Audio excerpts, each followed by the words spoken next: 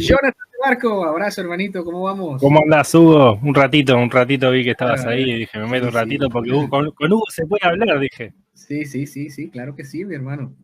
¿Cómo vas, Jonathan de Marco? Abrazo, mi hermano. Espérate que voy a darle un poquito de pausa al video porque nos están sonando los dos. ¿Cómo estás vos? Bien, hermano. No sé, la tos me carga, pero perro, pero bueno, ahí vamos. Yo estaba laburando y mientras voy escuchando, mientras yo estoy haciendo planos, ¿viste? A la noche que estoy más tranquilo. Ah, estás muteado. No, estaba aquí, voy a Ah, pongo una cosita aquí porque la garganta me está riendo. está bien. Hago planos que Sí. estoy tranquilo porque los nenes están durmiendo, ¿viste? No, estoy más tranquilo, entonces me pongo a dibujar de cosas de laburo. Y mientras voy escuchando algo, estaba escuchando un mensaje de un predicador que se llama Dante Gebel, que es muy escuchado acá por los pentecostales. ¿Lo Yo lo escuché conoces? bastante. Yo lo escucho bastante Dante Gebel. Ah, mirá. Sí, tiene muy linda palabra. Y bueno, dije, justo cambié y estabas conectado vos. Dije, bueno, vamos a charlar un poquito con Hugo esto de la Biblia, que a mí me gusta también. Sí. Bueno, estaba escuchando, bueno, ahí hace poco recién hablaron a Asaf con José Plasencia, Ajá. que más la escritura. Y digo, yo estoy con ustedes, con los católicos, de que no es sostenible la sola escritura como, digamos, principio fundamental para trazar una epistemología cristiana, digamos. Para mí no es sostenible porque, de hecho, yo no puedo ir con la Biblia y decir, vos tenés que creer lo que dice acá, o al ateo o al budista, o a quien quiera, a una persona común y corriente, ir con la epistemología de cómo conocemos la verdad. La tenés que conocer por la sola escritura, ¿entendés? No puedo ir con Claro. eso. Sí, es Pero así. de la misma manera, y acá viene el punto de debate con ustedes. De la manera, tampoco puedo decirle, tenés que creer porque lo dice la iglesia, porque lo decimos nosotros.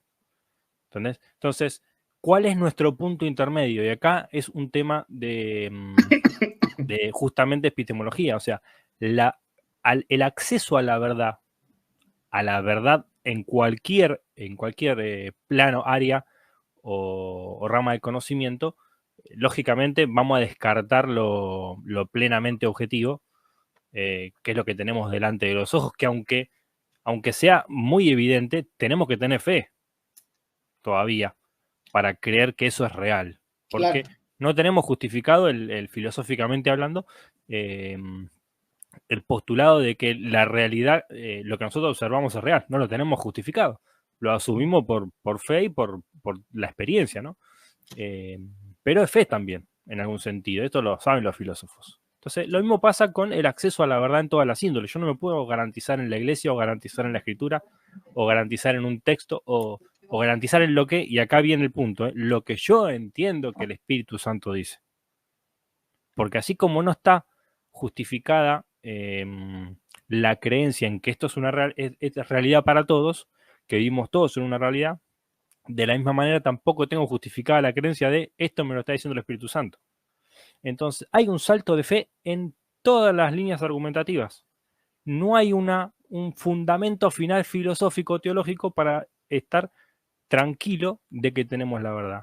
Entonces tenemos que dar un salto de fe y es ahí radica la importancia de la fe y por qué entendemos que Dios nos demanda la fe. Me gustaría que el profe Horacio entre, pero aquí quiero responderle a este muchacho y sigo contigo, hermano Dale. de Marco. Sí. Efectivamente, el término puede ser reciente, no tan reciente, porque incluso la inerrancia se creía era para con la iglesia. Los teólogos antiguos hablaban de inerrante para con la iglesia, que la iglesia no erraba. Pero no importa si el término se maneja ahora, la cuestión es el concepto del término. Profe, no le... Ahí está el profe. La cuestión es el término el concepto, la concepción del término, lo que se esconde detrás. Por lo tanto, la iglesia siempre ha creído que la Biblia no tiene error. Que haya utilizado la palabra infalible algunos teólogos católicos en el pasado, pero la utilizaron con el sentido que es sin error. No que es infalible en el sentido que se levanta y me enseña a mí como si fuera un sujeto activo. ¿Se entiende? De hecho, los teólogos mezclaban los términos entre infalibilidad e inerrancia, la utilizaban para los dos, tanto para el magisterio, o sea, para la iglesia, como para la Biblia. Pero en la concepción que había detrás con el magisterio era que era asistido por el Espíritu Santo, y ahí es donde ahora se encasilla la infalibilidad. Y para con la Biblia era que no contenía error. y ahí es donde se encasilla la inerrancia. Eso para responderle a Transformando tu Mente. Y tengo evidencia histórica. Te puedo citar a Sesbou. Te puedo citar incluso, no sé si Ranner tiene un tratado sobre esto, a Ordóñez, en la doctrina de la inspiración y la infalibilidad. Bienvenido, profe, un abrazo, qué orgullo tenerlo aquí. ¿Qué opina de las palabras que estaba diciendo de Marco, que ya ahí no íbamos a agarrar puño ya? Un gusto, Horacio, ¿no? Dios te bendiga.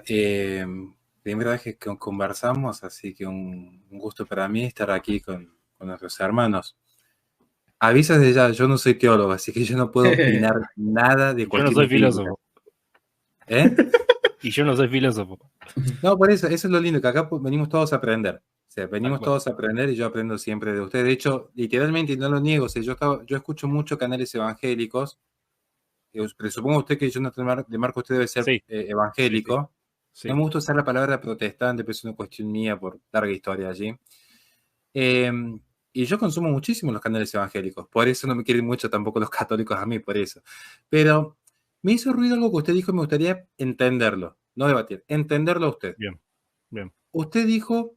No me trate usted, por favor. No, pero es por respeto, es por respeto. Yo creo que debo ser el más viejo del grupo acá. Pero... Usted dijo algo que me pareció interesante, porque hace poco yo esto lo dialogué con un pastor en mi canal, y después si quieren pueden verlo. Yo entiendo su argumento respecto a que en última instancia todo sería un acto de fe, en el sentido de que depositamos la confianza en alguna corriente gnoseológica. Por ejemplo, el racionalista deposita la confianza en su razón, el empirista en sus sentidos. Si yo entiendo en ese sentido fe como fides, con fides, de allí viene la palabra confianza, sí, y bueno, confianza. Estaría haciendo un reduccionismo a que todo es un acto de fe. Pero si todo es un acto de fe, elimino la palabra conocimiento. ¿Se entiende? Si yo digo que yo tengo confianza, es un acto de fe, el estar hablando aquí con usted, el percibir la realidad como verdadera, o el sabor que le siento al mate, o que 2 más 2 es 4, estoy dando distintos tipos de elementos de la realidad. Si yo digo que es un elemento de confides, como creo haberle entendido a usted, el problema es que a la postre elimino la palabra conocimiento, porque el conocimiento, según Platón, y es la teoría que se utiliza el día de hoy, es creencia, allí viene confianza, verdadera y fundada. Esa es la diferencia con la doxa, la opinión. En la opinión también hay una creencia. ¿Cuál es entonces la diferencia? Donde hay verdad y hay fundamento. Y esto implica reconocer que hay una verdad objetiva y trascendental, primera, que el sujeto cognoscente logra descubrir, al menos para el realismo tomista, que es mi corriente. Perdón la extensión, pero esto es para ver si se entiende perfectamente. Yo poder entenderlo. Te aproximo ahí. Yo no soy filósofo, no te puedo hablar con gran profundidad, pero te puedo dar lo poco que sé para que vos me entiendas a mí y después me corrijas porque vos vas a saber más.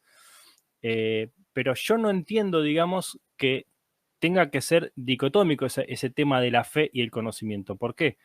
Porque si yo tengo, es como que son dos instancias diferentes. Por ejemplo, ¿qué me garantiza a mí que yo tengo un conocimiento verdadero y que no es fe lo que yo sé, lo que yo conozco? O sea, no tengo ese apoyo último. No sé si se entiende. Le entiendo, pero yo le podría decir que sí. Por ejemplo. Ahí me corregís, dale. No, yo no corrijo a nadie, corrijo a mis alumnos que me tienen que parecer que tengo los exámenes ahí pendientes. No, porque por ahí me estoy equivocando quiero escucharte. Pero mire, el problema es que a veces los filósofos, los malos, las cosas simples las hacen complejas. Lo peligroso son los filósofos que las cosas complejas las explican de manera simple.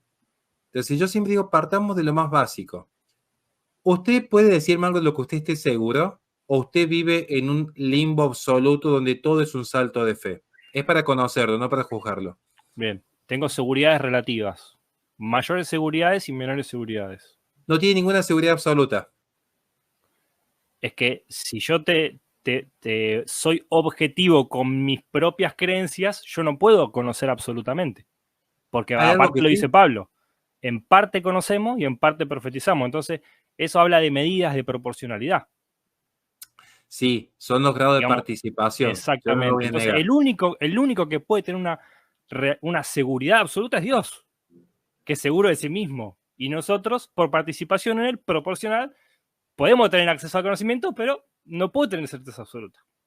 Pero fíjese qué interesante. Usted me dice que el único que tiene un conocimiento absoluto es Dios. Ese conocimiento que usted da que es un absoluto, ¿es o no es absoluto?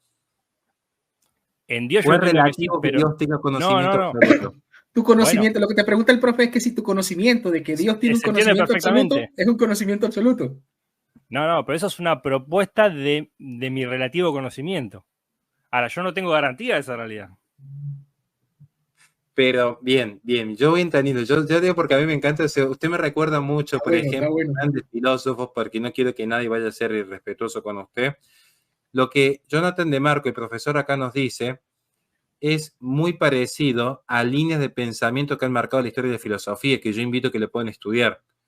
Yo todavía no llego a subir estas clases a mi canal, pero por ejemplo, David Hume, Descartes.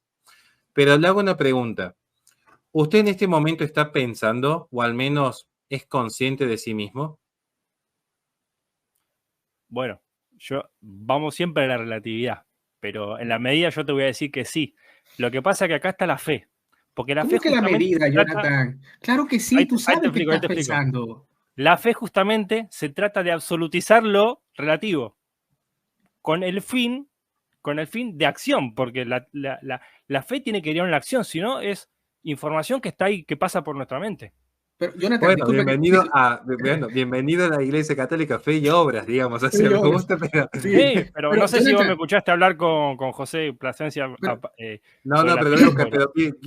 Permíteme, porque esto realmente me encanta, porque a mí yo no me quiero ir en la parte bíblica, sino quiero quedarme en la teoría del conociendo, que es algo que a mí me fascina. Sí, es hermoso, sí. O sea, pero es que realmente es hermoso ver cómo funciona la psiquis del ser humano. Sí. Dígame, ¿usted existe o usted en algún momento piensa que puede ser producto del sueño de un demonio que está allí bollando por el cosmos? ¿O usted está seguro de que usted existe? Bueno, acá tengo dos maneras de verlo. O sea, es la misma en realidad, pero yo creo que existo. Eso es lo que mi teoría del conocimiento me permite decir. Ahora, también creo que existimos como un producto del pensamiento de Dios o de la creación de Dios, en algún sentido. Y eso es lo que nosotros tenemos por realidad. Ahora, yo te puedo decir que yo creo que existo. Esa es mi aproximación a la pregunta. ¿Está bien? Yo lo que voy entendiendo es que para usted conocimiento y creencia son sinónimos. Para usted, por lo que yo voy viendo. No. ¿Cuál es la diferencia entre conocimiento y creencia? Si el conocimiento es creencia verdadera y fundada, quiere decir que uno puede dar fundamento de esa verdad ontológica. Y en que a veces la voluntad o las acciones no necesariamente se fundamentan en conocimiento. ¿Pero esas acciones serían verdaderas? ¿Y usted tiene un conocimiento? No sé a qué te referís por acciones verdaderas, pero no sé si te pasa. Esto ya habría que abordarlo ya del problema del pecado, digamos, de la teología, ¿no? Pero a veces, como dice Pablo, no hacemos lo que queremos. Y a veces podemos creer que tenemos conocimientos X que son verdaderos y no necesariamente nuestra fe se basa, la fe me refiero a lo que antecede a la acción, ¿no? En esos conocimientos. Entonces, por eso yo no te puedo afirmar que la fe y el conocimiento, digamos, serían lo mismo. Bien. En ese caso. Y ahí está el tema. Eso es muy interesante. ¿Por qué le digo que es muy interesante? Mire, y ahí lo quiero también escuchar a nuestro hermano Hugo. Vale. Pero necesitaba cerrar esta idea. Yo, por ejemplo, le hago una pregunta a Hugo. Hugo, ¿de qué color es el celular que estás viendo en pantalla en este momento? Negro. Bien. Ahora, el celular es negro. Bueno, ahora se le puso el fondo de pantalla porque lo toqué. El celular es negro porque vos lo vas creando con tu lenguaje, con tu logos, con tu verbo, o el celular tenía una carga ontológica previa, es la verdad ontológica, la que habla Santo Tomás de Aquino, y tu intelecto en esa verdad lógica logró adecuarse a la realidad, porque para el católico hay dos verdades en el sentido filosófico, que es verdad ontológica y verdad lógica. Y la lógica depende de la ontológica. Yo no podría predicar la verdad de nada si la realidad no fuese verdadera en sí y que luego la inteligencia descubre. Digo, para la línea de amistad. No sé, Hugo, si me doy a entender. Por supuesto, el teléfono es negro por sí solo. No es negro porque yo cree o haga algo acá para que sea negro. Yo descubro que es negro porque ya existe previamente, o es negro de por sí solo, porque es verdad que es negro. Yo llego a través de un raciocinio, de un conocimiento, de todas mis percepciones, de lo que tú quieras, a descubrir lo que ya está, lo que es verdad, lo que está allí. Por lo tanto, es negro, objetivamente es negro. Ahí punto. No sé, Jonathan, no quiero persuadirte, quiero saber si me estoy dando a entender. Por favor, yo te entiendo perfectamente y adhiero a eso de la verdad lógica, la verdad ontológica, y creo que es así, creo que hay una verdad objetiva para las personas. Lo que pasa es que el acceso a esa verdad a veces no es tan intersubjetivo, por lo cual no vamos a estar completamente de acuerdo, y hay mucho, bueno, vos sabés, hay cosas que son muy evidentes y cosas que no. Entonces, por ahí en lo muy evidente vamos a estar de acuerdo y en lo no tan evidente no tan de acuerdo. Ahora, es que el punto es, el ser humano en su alma tiene dos potencias fundamentales. La voluntad, que se orienta a la verdad, y la inteligencia que se orienta, perdón, la voluntad que se orienta al bien y la inteligencia que se orienta a la verdad. La verdad. Ahora, exacto. Es obvio que no vamos a estar de acuerdo en el 99,9% elevado a la 90ª potencia de los seres humanos. Porque, insisto, la realidad es una, pero la percepción es múltiple. Yo eso lo entiendo. Ahora, tengo que saber que si yo no considero que hay una realidad única y objetiva y trascendental, pierde sentido la potencia de la inteligencia.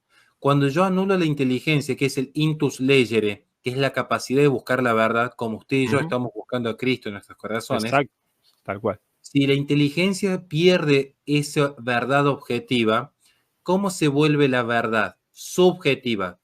Queda en un sistema inmanentista, como el ateo, inmanere, todo permanece dentro de sí, porque ya no tiene dónde trascender. Entonces es como las redes sociales y las selfies, es un reflejo de mí mismo. Como ya no puedo ver hacia afuera, porque ya no hay una realidad objetiva donde caminar, camino hacia adentro, porque la voluntad siempre se va a mover. Entonces, la voluntad queda ciega, porque ya no hay una inteligencia buscando una verdad objetiva. Como la verdad es subjetiva, muere dentro del sujeto y por lo tanto, al morir dentro del sujeto, al no haber una realidad externa, esta voluntad se vuelve inmanentista y ya no puede comunicar el bien. Yo para comunicar el bien, por ejemplo, yo por gracia de Dios tengo 2 hijas. Ahora, en el acto conyugal, hay 2 personas que comunican un bien, que va a ser comunicar la vida. Es más, Santo Tomás de Aquino lo explica. Antes de la caída en el pecado original, la virginidad no era una virtud antes del pecado original, porque justamente se comunicaba la naturaleza humana y la gracia. Ahora por el pecado original, incluso la castidad de la virginidad se vuelve en virtud. Bien. Pero yo comunico el bien. Yo cuando doy clase, usted cuando trabaja, yo estoy convencido que usted cuando trabaja busca ser un profesional y está comunicando un bien. Y ese bien es objetivo y es conocible. Su inteligencia lo puede conocer. ¿Me estoy dando a entender? No quiero persuadir. ¿Me estoy dando a entender con usted? Sí, pero el problema del conocimiento es que en algún punto estamos creyendo que hay un bien objetivo. Ahora no es objetivo en el sentido de lo evidente. O sea, de lo evidente con los sentidos. Sino que es un razonamiento lógico que se va desarrollando que nosotros suponemos verdadero y que a nosotros nos trae coherencia para entender la realidad y para entender, digamos, aspectos por ahí metafísicos de la vida. Pero ese bien estaba previo, ese bien estaba previo. Bueno, nosotros justificamos todos los bienes en Dios, por ende es lo está primero previo, que existe. Está ahí, previo. Ya marca un punto objetivo. ¿Estamos de acuerdo? Sí. Yo no entiendo a qué van. Y tu intelecto y tu voluntad, ¿qué hace? Encontrarlo. lo que ya sí, está. Para mí vos estás hablando de teología natural, digamos, básicamente. No, estoy marcándote la objetividad y cómo llegamos al conocer ese bien. Sí. A mí me encantan todos estos temas y son temas que en la apologética cristiana son fundamentales para poder dialogar con un ateo, dialogar con cualquier persona, para convencerlo de la fe o para transmitirle la fe. Ahora, yo quiero ver el punto de esto con relación, digamos, a la discusión que tenemos católicos y protestantes.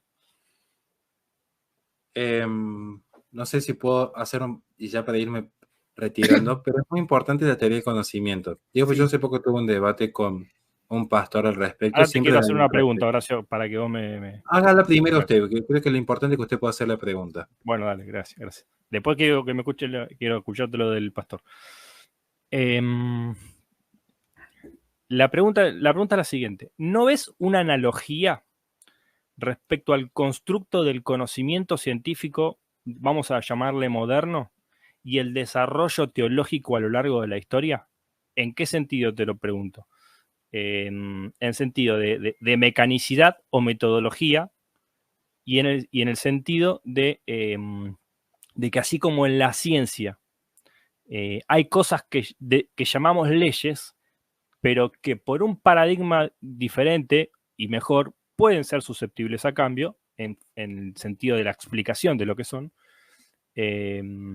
Y en la teología hay dogmas, y acá está la diferencia. ¿Por qué sentenciamos que el dogma es infalible o que el dogma no puede cambiar? Y lógicamente esto está dado por la autoridad que el que emite el dogma tiene en la teología, en el constructo teológico, y por eso no podría darse ese cambio. Y bueno, vos conoces el lema reformado, iglesia siempre reformándose. Entonces, en ese sentido, como que tenemos una puerta abierta. Ojo, yo no soy tan reformado ni soy tan protestante. Y soy en muchas cosas muy protestante, pero no soy un protestante, digamos, que me vas a... Un blanco móvil. No me vas a poder encajonar rápido, te aviso por las dudas. Pero ¿no ves cómo hay una analogía ahí importantísima, pero que se quiebra desde el lado del catolicismo? Es muy buena la apreciación. De hecho, ese es uno de los motivos que a mí me ha generado a veces ciertas resistencias dentro del mundo católico, porque yo en parte voy a coincidir. A veces pareciera que la autoridad reemplaza la verdad, y sin ir más lejos, yo le diría que en principio, en su lectura de la ciencia moderna, yo en gran medida estaría de acuerdo. De hecho, ¿qué es la ciencia? La ciencia, y esto yo invito a que la gente lo pueda estudiar, la ciencia termina siendo lo que la comunidad científica del momento define a través de un paradigma. Pueden profundizar en esto en los grandes estudiosos de la epistemología científica, Lakatos, Karl Popper, Thomas Kuhn, tema muy apasionante. Y eso hace que aquellos que van en contra de ese relato oficial quedan excluidos. Son patologizados en términos de Michel Foucault. Pensemos, por ejemplo, en el 2020, los que resistimos éramos los anti-B corta, terraplanistas, negacionistas, asesinos, porque los que cuestionamos, por ejemplo, el cambio climático antropogénico, somos los anticientíficos e irracionales y locos. Entonces yo lo entiendo, y lo mismo pareciera que sucede en la iglesia. El que de repente dice, voy a cuestionar tal dogma, bueno, anatema, excluido. Yo en principio diría que usted da un punto muy interesante. La respuesta que yo podría dar como católico es que va a haber una diferencia. A la luz de la evidencia, la ciencia opera sobre un principio material. Y ahí va lo que yo le voy a preguntar a usted. Usted hizo referencia a que usted adquiere el conocimiento de manera empírica, es decir, a través de la experiencia. Para nosotros los realistas, el conocimiento empírico, el conocimiento de la experiencia, es el primer grado de conocimiento, porque luego viene lo que es la separación ya total y absoluta de la forma de la materia, que es cuando empiezo a ir a la esencia de las cosas, ir a lo verdaderamente real, no al fenómeno, que es lo que cambia. Yo no me quedo con este mate en particular que de acá a 100 años va a desaparecer porque es materia y la materia es principio de corrupción. ¿Cuál es la esencia del mate? Algo que sea eterno en términos platónicos, algo que no cambie, porque la verdad no cambia. Entonces, viene el conocimiento práctico, operativo, reflexivo, teológico, que es cuando más me voy separando de la materia. Y ahí está la diferencia entre el hacer teológico de la Iglesia Católica y el hacer científico del mundo moderno. Como la materia opera siempre, como la materia se presenta a través de fenómenos, necesariamente, a través de accidentes, la ciencia siempre va a estar cambiando. ¿Por qué la ciencia evoluciona? O porque mejora la predicción o porque mejora la explicación. Son los dos principios fundamentales de la evolución científica. En el hacer teológico, que es algo de lo que yo hablaba días atrás, creo que con Gabriel Asaf, si mal no me equivoco, nosotros cómo fundamentamos los dogmas de fe. No es algo que vamos creando, sino que partimos de un presupuesto. Y ahí sí vamos a tener un acto de fe. Porque eso sí es un acto de fe, igual que ustedes tenemos nuestra fe también. El tema es cómo lo fundamentamos. Nosotros consideramos que tenemos un depósito de fe. Imagínese usted un gran baúl. No es que vamos agregando cosas de afuera hacia adentro del baúl, sino que a veces vamos sacando cosas que son más evidentes, que están arriba, como la resurrección de Cristo. Bueno, nos resulta mucho más evidente por las fuentes externas, por la propia Biblia, por la tradición. Bien, es un dogma de fe la resurrección de nuestro Señor Jesucristo. Y a veces tenemos que buscar más en el fondo, viendo si encontramos una verdad. Pero esa verdad la descubrimos en el depósito de la fe. No la creamos. Y esa es la diferencia con las ciencias, que sí van a estar en un hacer constante, donde incluso hay elementos creativos, como por ejemplo lo que es la invención de un nuevo lenguaje, la invención de nuevas técnicas, la invención de nuevos métodos, Claro, porque mirá, allí hay una discusión y hay muchos tipos de ciencias. Yo estoy simplificando sí, demasiado aquí la discusión de un tema muy sí. complejo. Y ahora, si me permite, me gustaría escucharlo a usted. Me llama la atención que una persona de fe, se nota a todas luces que usted es una persona de muy buena fe, se nota a todas luces que usted es una persona que está en búsqueda constante de la verdad. ¿Por qué asienta como criterio de verdad, el conocimiento empírico, que es el más falible de todos? Eso es una duda pequeña que yo tengo. Creo que la respondí al principio cuando dije que en realidad yo no asumo seguramente cualquier cosa como verdad, ni el conocimiento tan sensible o más sensible que pueda tener. Yo le di grado de relatividad a eso y que los sentidos me pueden engañar en ese sentido. Así que no necesariamente yo hago esa afirmación, pero bueno, evidentemente para la práctica cotidiana y para la práctica de fe yo necesito asumir ciertas cosas como verdades, entonces entro en una mecánica que ya está dispuesta así por Dios para vivir, donde la fe es necesaria y considerar ciertas verdades necesarias son necesarias para la vida. Y eso me impulsa la fe y me hace valorar la fe, ¿no? Pero vamos así con el tema de recién, porque es interesantísimo eso. Yo cuando te escucho hablar, yo digo, vos me decís, bueno, si el conocimiento científico se construye así, así, así, así, este es el devenir, listo. Pero esta es la diferencia con el católico. Ojo, yo no soy anticatólico, me encanta la teología católica. Hay muchas cosas que yo digo que a los protestantes, vos sos católico, me dicen, no, no soy católico. Para que me entiendas y veas que no es que estoy de la vereda enfrente, sino que de hecho soy católico en sentido, digamos, el sentido estricto de la palabra.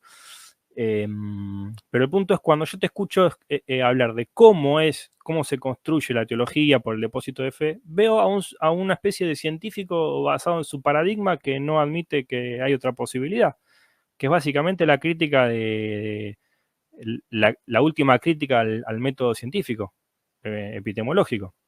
Y otra cosa que veo también es que cuando se habla mucho del depósito de la fe, se pierde el análisis crítico, porque el depósito que tenemos de la fe, claro, de lejos, haciendo una retrospectiva, digamos, histórica, teológica, solamente con la Biblia, parece que cayó del cielo con la persona de Jesús y que no tuvo una instancia de constructo como el conocimiento científico, pero cuando vas a la crítica histórica y ves cómo Jesús pudo haber construido su teología, su mensaje, cómo pudo haber llegado al conocimiento de quién era él, cómo pudo haber llegado al conocimiento de su propósito en la historia para ese momento, y de la misma manera que tenemos que construirlo nosotros, porque nosotros nos encontramos con la realidad sensible y tenemos que averiguar quiénes somos, a dónde vamos y qué hacemos, y dónde venimos, y tomar algo como verdad para accionar. Bueno, puedo hacer eso, y yo veo que el depósito de la fe no es tan depósito en el sentido de una caja donde le pusieron las cosas que hay que querer y listo, sino que es un constructo tal cual como la ciencia, y veo una analogía, te diría, casi perfecta entre las dos, en términos históricos, en términos prácticos, por lo cual no podría adherirme a la presentación que me haces vos de cómo es la fe católica por ahí, pero no necesariamente católica, porque creo que hay un devenir de la fe cristiana que incorpora mi perspectiva en ese sentido.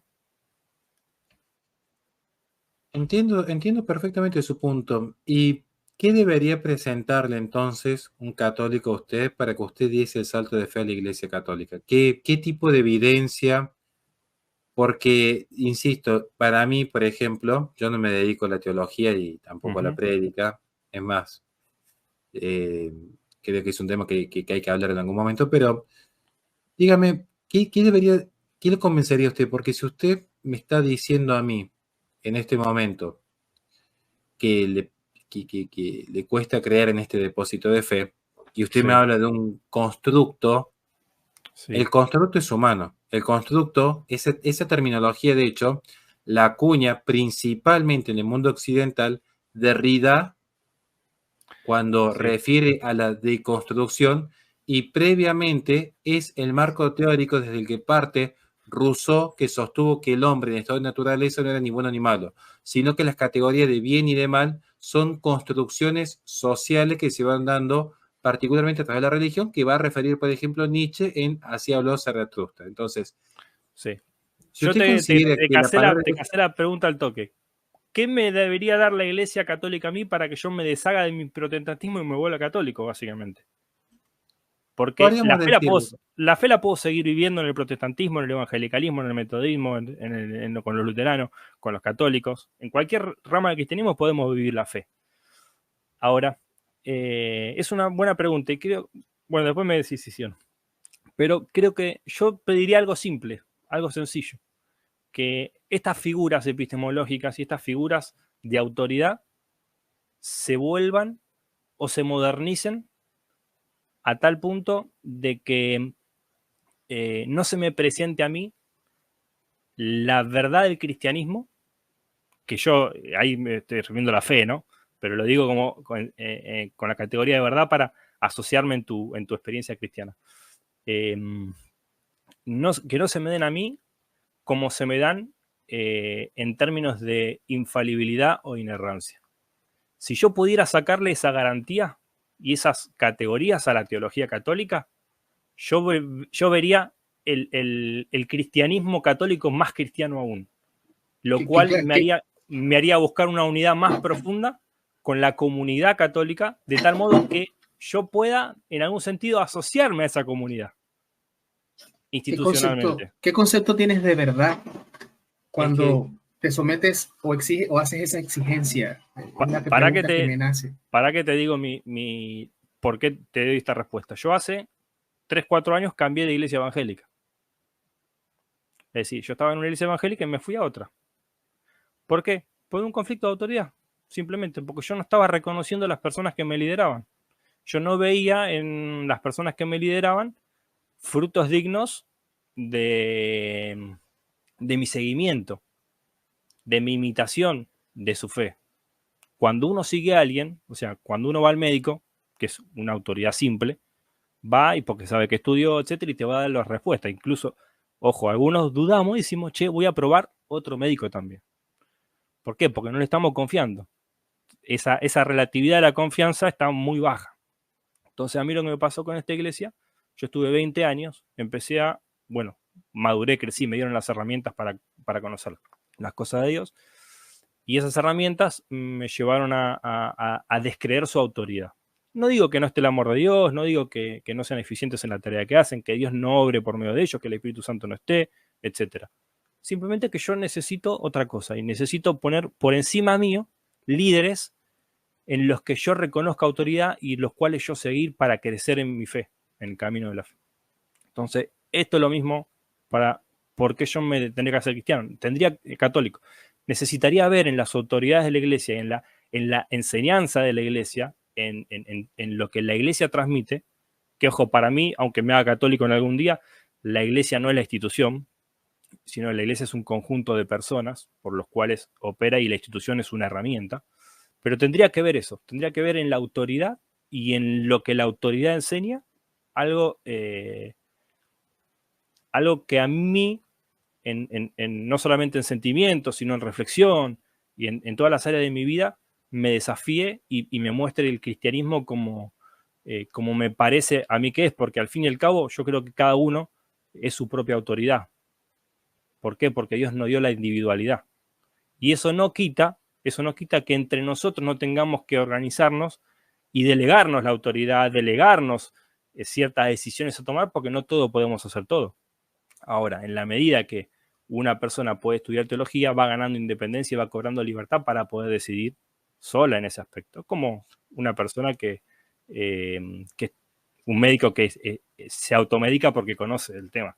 Entonces, el liberalismo político, en cierto sentido, el alcance de la tecnología, etcétera, nos ha dado ciertas libertades que nos han llevado a que, por ejemplo, muchos podamos acceder a un montón de cuestiones teológicas que antes no podíamos acceder, por lo cual no podíamos tomar decisiones en esa área.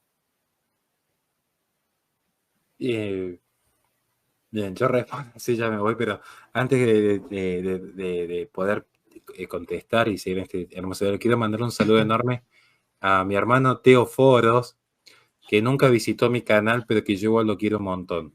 Mala clase que esto. No, es muy malo conmigo, pues yo lo quiero un montón, realmente yo lo quiero un montón, pero nunca visitó mi canal. Así que bueno, yo te entiendo, Jonathan, realmente yo te entiendo, pero... Yo no, No, yo sí, porque es muy parecido. Hace poco tuve un diálogo muy respetuoso con un pastor y iba por esa línea. Eso que me ibas a contar. Entonces, ¿qué sucede? Yo lo que noto, Jonathan, y te lo digo con mucho respeto, es que quizás yo te invitaría a que en todo caso podamos mutuamente seguir estudiando, porque noto cierto, y perdón la palabra, pero es como hablamos los filósofos, cierto vicio modernista, que es esa tendencia a la subjetividad y al autonomos.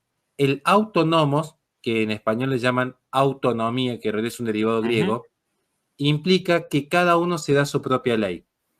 Y el tema que a veces puede ser un poco peligroso. Sí. Porque yo puedo tener autonomía en este momento, por ejemplo, en vez de estar tomando una cerveza, miren, estoy tomando un mate, hay autonomía, pero la ley de Dios no genera tanta autonomía. Por ejemplo, los 10 mandamientos no dan mucha libertad al ser humano en el sentido de que sea indistinto abortar que no abortar, ultrajar que no ultrajar, digamos. O sea, entonces, ¿qué sucede? Que para el realista los límites son fundamentales. De hecho, se lo daba a mis alumnitos esta mañana. Mi alumna de secundaria decía la importancia de los límites que están en la esencia. Y eso es algo que descubre la inteligencia. El tema es, si yo hago una reducción a donde yo busco que el cristianismo se adapte a mí y no yo adaptarme a Cristo y su iglesia, si yo creo que Cristo existió de manera objetiva, tengo que creer necesariamente que Cristo dejó una iglesia. Después veremos cuál denominación. Es una discusión de segundo orden. Pero si yo tengo fe en un Cristo verdadero, tengo que tener fe en una iglesia verdadera que va a comunicar la palabra de Cristo. Sí. Y yo tengo que adaptar a esa palabra, porque si no, estaría buscando crear un Dios a mi gusto y mi medida. Claro.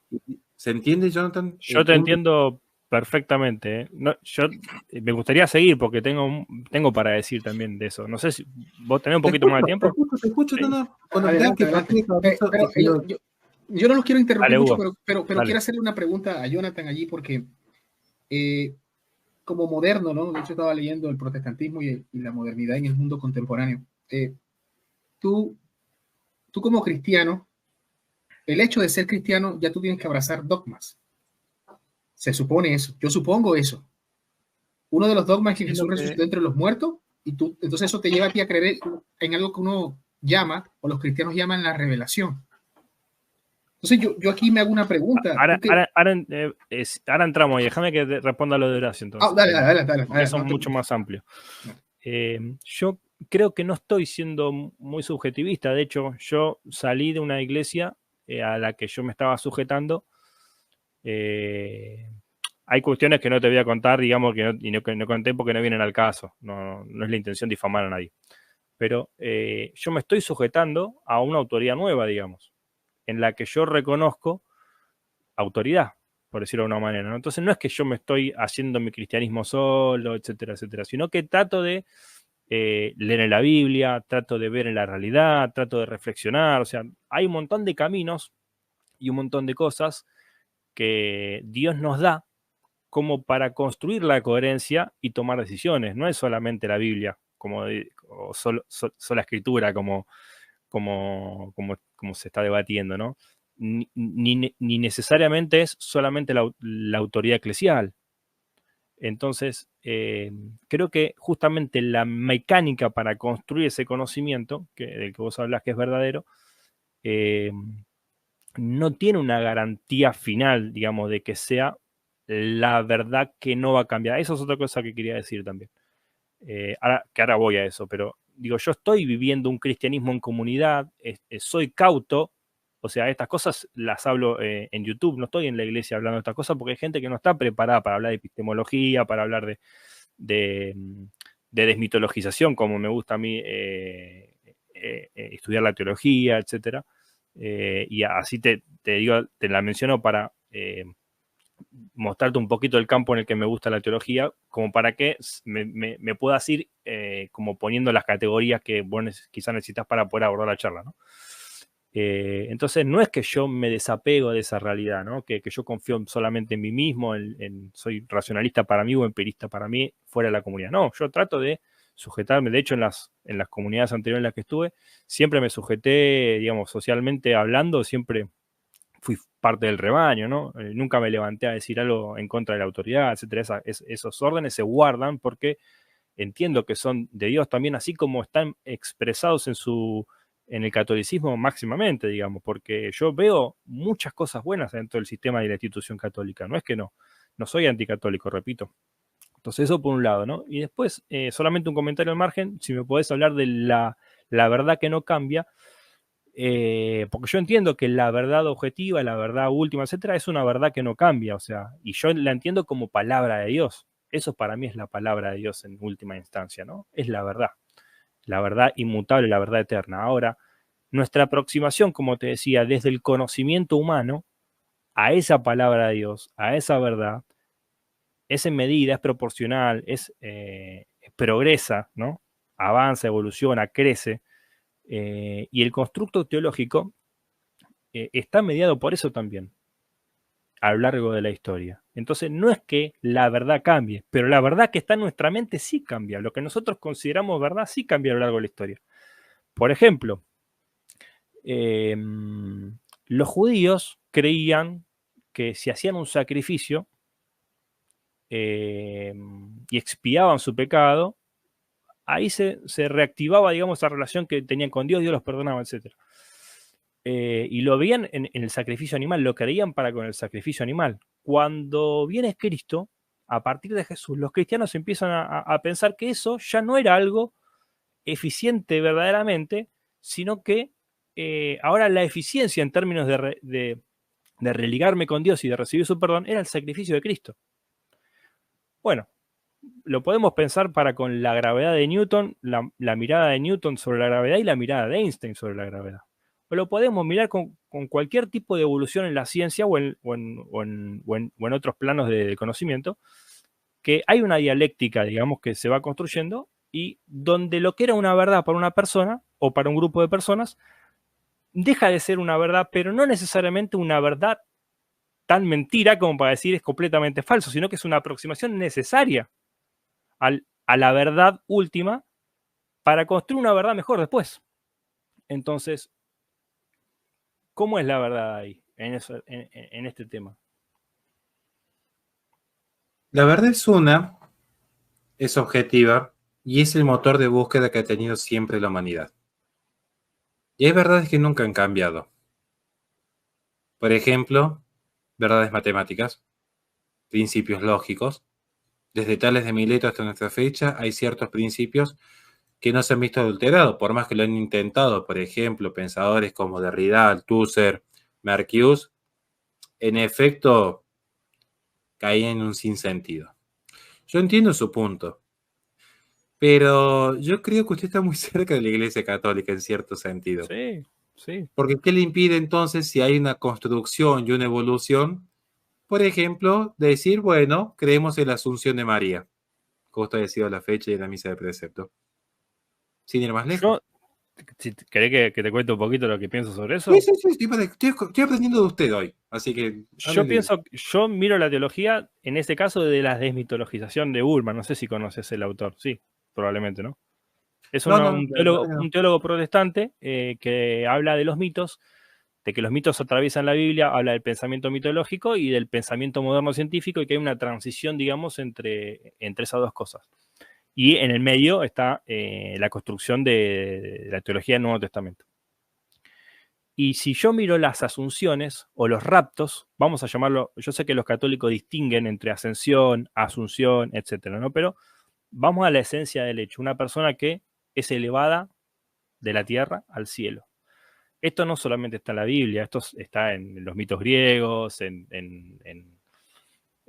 vamos a llamar, no le quiero llamar mitos porque no son mitos, porque la cultura romana es un poco diferente en cuanto a esto, pero también hay militares romanos que son ascendidos en su sentido de mostrar exaltación o revalorización de la persona, ¿no? Entonces, Enoc, que fue ascendido, Elías, que fue ascendido, Moisés, que en los apócrifos es ascendido también, porque se va a buscar el cuerpo para ascenderlo, Jesús, que es ascendido, María, que es ascendido, y Pablo, que viene a decir que nosotros ya fuimos resucitados juntamente con Cristo por participación en su sacrificio, en su muerte, en su resurrección, y estamos reinando, dice, juntamente con Cristo en los lugares celestiales, también somos ascendidos. O sea, en la teología, en algún sentido, todos vamos a ser ascendidos como María y como Jesús, porque Él es el primogénito entre muchos hermanos. Todo lo que es dado a Cristo, todo lo que el Padre le da a Cristo, nos lo da a nosotros, porque somos participantes de la naturaleza divina,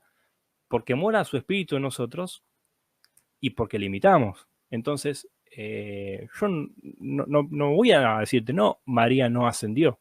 En todo caso, me tendría que pelear con toda la teología del Nuevo Testamento y decir que ninguno va a ascender si no ascendió María. Entonces,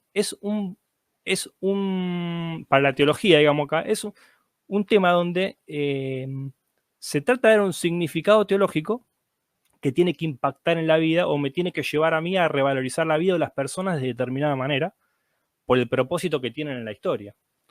Entonces, hay un lenguaje mitológico y hay un lenguaje un poquito más existencial, diría este autor, que me tiene que llevar a mí a comprender una mirada de la vida tal que pueda poner por obra la voluntad de Dios, digamos, en ese sentido, ¿no? Entonces, fíjate que no estoy muy peleado con la teología católica ahí.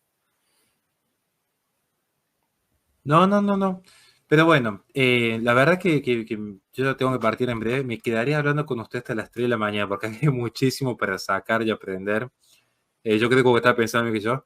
Yo lo que en todo caso lo voy a peticionar públicamente a Hugo para que reorganicemos un diálogo con usted. No, aclara desde ya a usted, Jonathan de Marco, y a todos los que nos están viendo, pueden ver esto luego en diferido. Yo no debato con evangélicos, yo puedo dialogar hasta donde me da el nivel de conocimiento mío, que es la filosofía, para aprender, nada más. No, lo mismo. Pero, digo, me llamó mucho la atención porque es como que ahí me cuesta un poco más entenderlo. Usted da por sentado ciertas verdades como si fuesen absolutas, como la existencia de Dios, pero al mismo tiempo usted está cayendo en un espíritu muy dialéctico como el de Hegel, que termina siendo un sistema inmanentista. Porque finalmente en ese proceso dialéctico es el hombre que va a través de un proceso sincretista tomando elementos de distintas culturas, de distintas expresiones de fe, para construir una nueva fe. Pero ese es un proceso, en el buen sentido lo quiero decir, esto revolucionario, en cuanto que es un revolver. Vuelve sobre sí mismo, que es lo que yo dije al inicio. El subjetivismo, aunque yo sé que usted me dice que no es subjetivista, pero usted se da cuenta que el subjetivismo siempre vuelve sobre sí mismo, vuelve sobre sí. En ese espíritu dialéctico, que está muy mal explicado por los anti-hegelianos, usted termina volviendo sobre sí. Usted dice que no hay verdades absolutas, pero al mismo tiempo usted mismo construye No. absoluto. Horacio, ahí me malinterpretás, ¿eh? Yo nunca dije que no hay verdades absolutas. O sea, yo creo que la verdad absoluta existe. Lo que pasa que lo que yo te propongo, o lo que yo afirmo por ahí, es que el conocimiento o el acceso a esa verdad absoluta, para mí, no es absoluto. Ahí está el tema. Sino que yo en fe tengo que postular como una verdad para mí absoluta por ahí, y en realidad no la tengo que postular como absoluta, pero la tengo que postular como una verdad para poder decidir. O sea, tiene ese fin la fe, digamos. Usted parte de lo que entiendo. Ahora sí lo estoy No, si no, entendiendo no podría mejor. ni ser cristiano, digamos. Claro, ahora usted lo que hace es poner un límite al conocimiento. O sea, usted parte de lo que son los límites de la teoría del conocimiento. Que esto Claro, fue, de bueno, hecho, uno de los grandes giros científicos que se dio en el siglo XX. O sea, yo calculo que usted lo estudia porque me doy cuenta por cómo lo habla. más o menos, no, más o menos. Pero leí mucho a Gabriel Zanotti para que te des una idea. Así que tengo un Claro, poco de catolicismo lo conozco. Es un grande, pero me lo imaginé que conozco. le iba a Bueno, conocer. es muy controvertido también. Yo lo quiero un montón. He tomado clases con él en su momento, pero También. ¿qué es lo que digo yo? Que a veces las ideas tienen consecuencias. Entonces, ¿qué pasa? Que en esta idea de qué tomo y qué no tomo, y hacer una reducción a que todo es un salto de fe porque no puedo llegar a conocer la verdad plena, y finalmente va a caer en el gran problema que tuvo, por ejemplo, Pedro Abelardo, que quiso construir una teología negativa, Guillermo Dockham, otro defensor de la teología negativa, Descartes, que parte de los límites del conocimiento haciendo trampa, porque él dice, no, sí, yo estoy seguro de dos cosas, de mi razón y de mi existencia. Y no es que debemos dudar de los conocimientos, yo leí el discurso del método. Capítulo segundo arranca diciendo la segunda meditación, yo recuerdo que el viernes pasado medité sobre esto, y en la meditación primero nos dijo, yo pongo en duda todos mis conocimientos y hasta la memoria, que es parte del conocimiento sensible. Entonces, eso lo que hace es muy difícil después un debate, porque como que no hay un criterio sólido para decir, bueno, ¿dónde estás parado finalmente? Sí, Para poder sí, confrontar, ¿se entiende? sí. Yo te lo represento así, mira. A veces, bueno, vos tenés hijos, así que por ahí lo vas a poder vivenciar, pero yo, por ejemplo, tenía una escalera sin baranda en mi casa. ¿Por qué? Porque no me gustaba la baranda, no encontraba una baranda que ensamblara con el estilo de la escalera. ¿Por qué? Porque era una cosa de hormigón con madera, era un diseño medio extraño que estaba adecuado al lugar porque necesitaba espacio.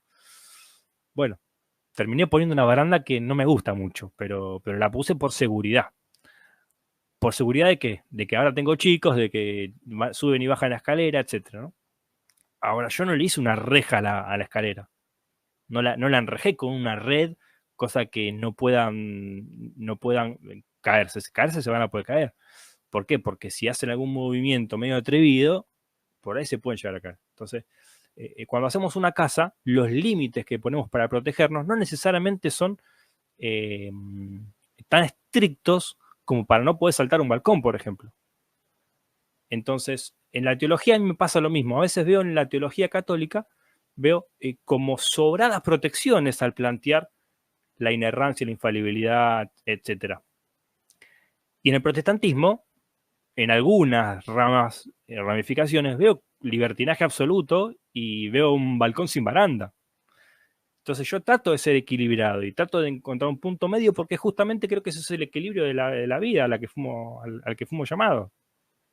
Entonces, por eso vas a percibir que estoy continuamente en esa dialéctica. Me doy cuenta, la verdad que ha sido muy enriquecedor. Insisto, acá por cada cosa que decimos ambos podemos sacar, pero 20.000 guiones, porque yo diría, bueno, pero a ver, yo entiendo el concepto de los hijos, por ejemplo. Uno, ¿por qué le pone una baranda? Porque justamente sabe que hay un peligro. Lo que hace la Iglesia Católica es justamente a veces poner estas pequeñas barandas, porque si no, después tenemos grandes herejes como Leonardo Boff y la Teología de la Liberación, que ha sido un desastre, y yo soy muy autocrítico de lo que está pasando hoy en la Iglesia Católica, digamos. Entonces, Yo realmente lo entiendo, pero justamente usted pone un límite porque sabe que su hijo existe, que la vida de su hijo es valiosa. Usted a su vez sabe que a veces es necesario hacer un salto. La iglesia permite estos saltos, si no, no habría concilios. ¿Por qué hay concilios?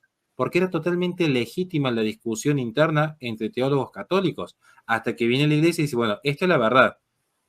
2 más 2 no va a ser no puede ser 4 o 5. Entonces la iglesia se reúne en un concilio y dice 2 más 2 es 4, listo, progresamos, avanzamos. Yo no veo mal la discusión entre católicos, yo nunca la vi mal.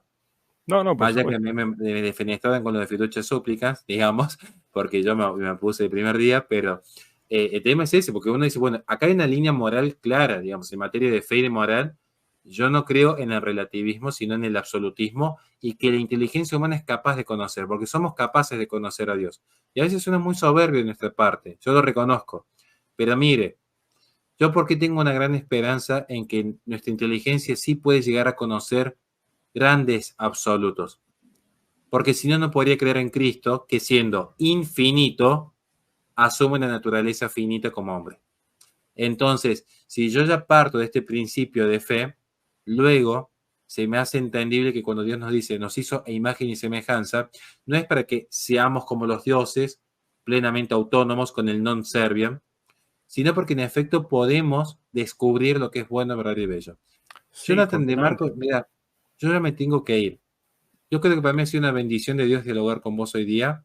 A mí me encantan estas discusiones filosóficas, aunque sé que para muchos es recontra aburrido. Yo te digo la verdad, me ha encantado. Después vamos a ponernos en contacto con Hugo de por medio. Para este diálogo, para mí tenía que durar como 5 horas, tranquilo, un domingo a la tarde con un café. Y Hugo ¿Tienes mi WhatsApp ahí, Jonathan? Tienes mi WhatsApp en el privado. En privado, a ver. Acá lo anoto, perfecto, muy bien. La verdad me encantaría responder algo que dijiste, pero no te lo voy a responder porque la vamos a seguir interminablemente. Sí, pero voy a tratar de anotármelo para traerlo a colación la próxima. Sí, no hay ningún problema. Cuando dije que no te entendí, cuando te dije, ¿se va, profe? Sí, yo saludo para mi gran amigo Guillermo Ramadán, que lo tengo reolvidado. Lo había invitado a mi canal y siempre me olvido de coordinar una entrevista con él. Al menos él sí va a mi canal y no como Teoforo, que yo lo quiero un montón y siempre me clava. Pero bueno, Dios los bendiga a todos. Muchas gracias, Hugo, por la oportunidad de estar en tu canal. Abrazo.